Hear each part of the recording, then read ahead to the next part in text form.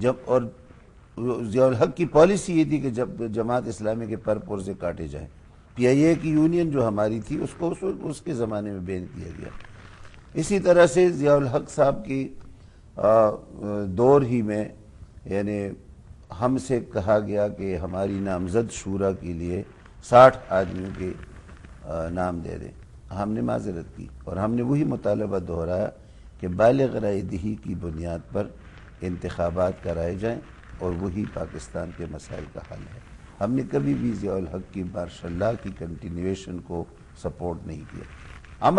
عملی طور پر ہم نے کوئی تحریک اس کے خلاف نہیں چلائی تھی. آخری دور میں جو اس کی ریفرینڈم کے حوالے سے ضیاء الحق کے ریفرینڈم کے حوالے سے بھی جماعت اسلامی نے آزاد چھوڑ دیا تھا لوگوں کو اپنی ضمیر کے مطابق، کیونکہ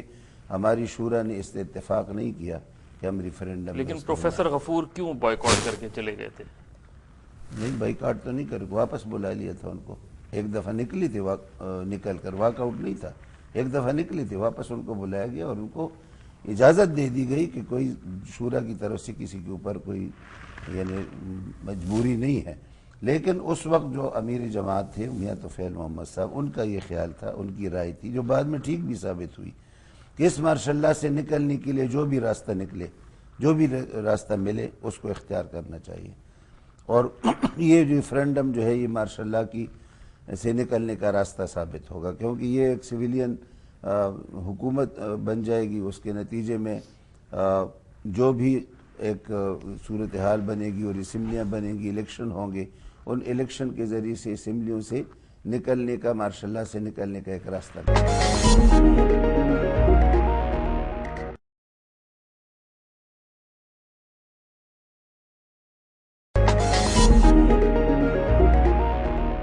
عبدالغفار عزیز صاحب،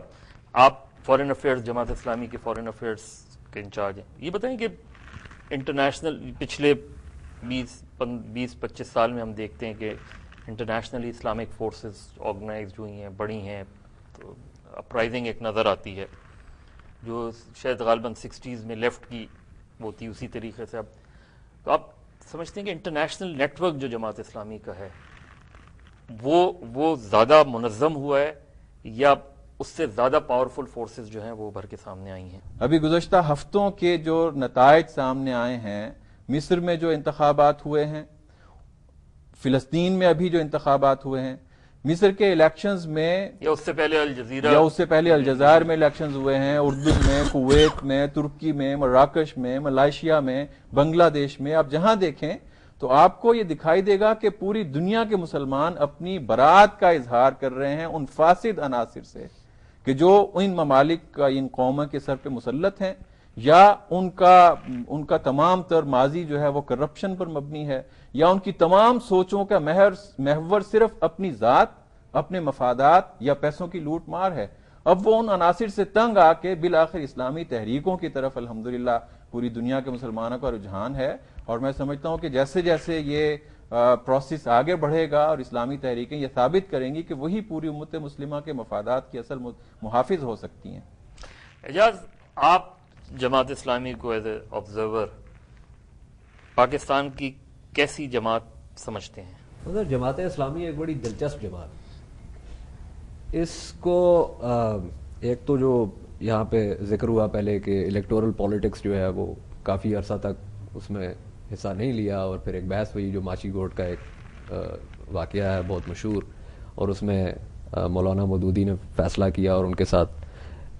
کثیر تعداد میں جو باقی لیڈران تھے انہوں نے فیصلہ کیا کہ یہ اس طریقے سے الیکٹورل پالیٹکس میں آئے گی جماعت. اس کے بعد سے ہم نے دیکھا کہ جماعت ایک سیاسی انداز میں ہوئی. ایک اس کے دو حصے ہیں، ایک طرف جو سوشل ورک ہے، یہ بہت منظم طریقے سے ہمیشہ سے انہوں نے سوشل ورک کیا ہے. دوسری طرف یہ سیاسی حوالے سے بھی جو ہے الیکشنز جیتنے کی کوشش کرتے رہے. لیکن ان دونوں چیزوں میں ایک تناؤ بھی رہا ہے، کیونکہ جہاں تک سوشل ورک کا تعلق ہے اس میں آپ یہ کام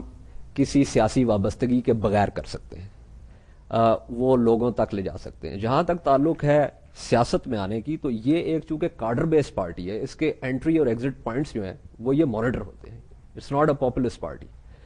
اور اس کی وجہ یہ ہے کہ یہ نظریاتی بنیاد پہ اس کی ایک نظریاتی اساس ہے. اس کی وجہ سے اس پارٹی کا جو اثر ہے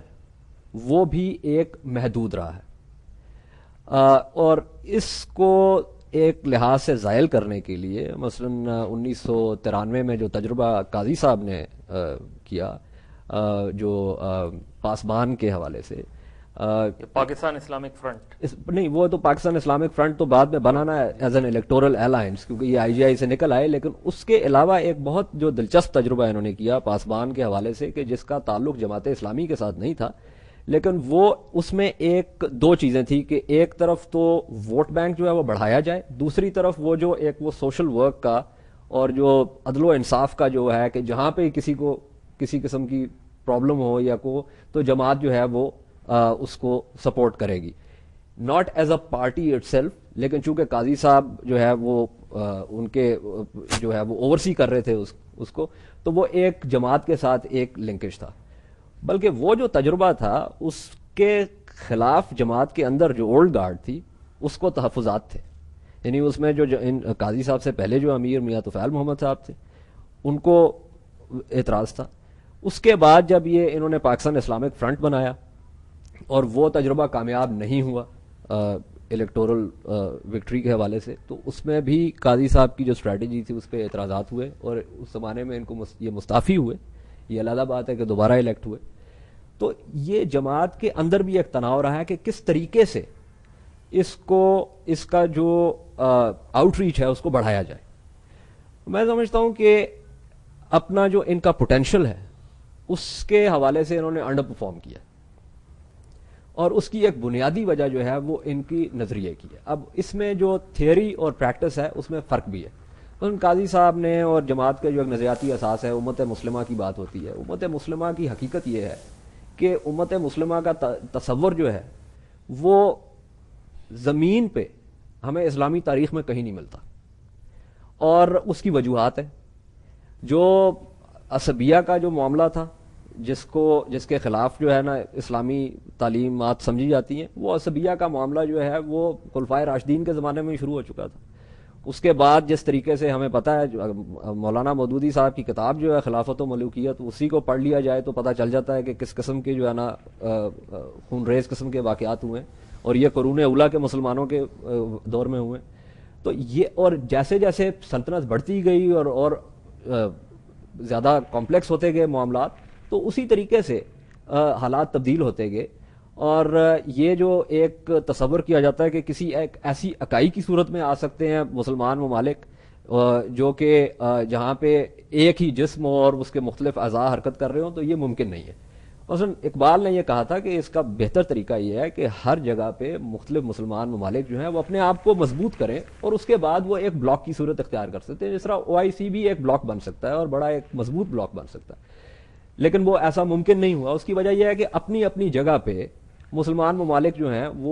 وہ طاقتور نہیں ہیں, ان کی کوئی اسٹریٹجک جو ہے وہ سگنیفیکنس نہیں اس دنیا میں.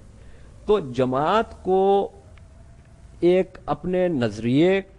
کو سامنے رکھتے ہوئے اور ایک زمینی حقائق کو سامنے رکھتے ہوئے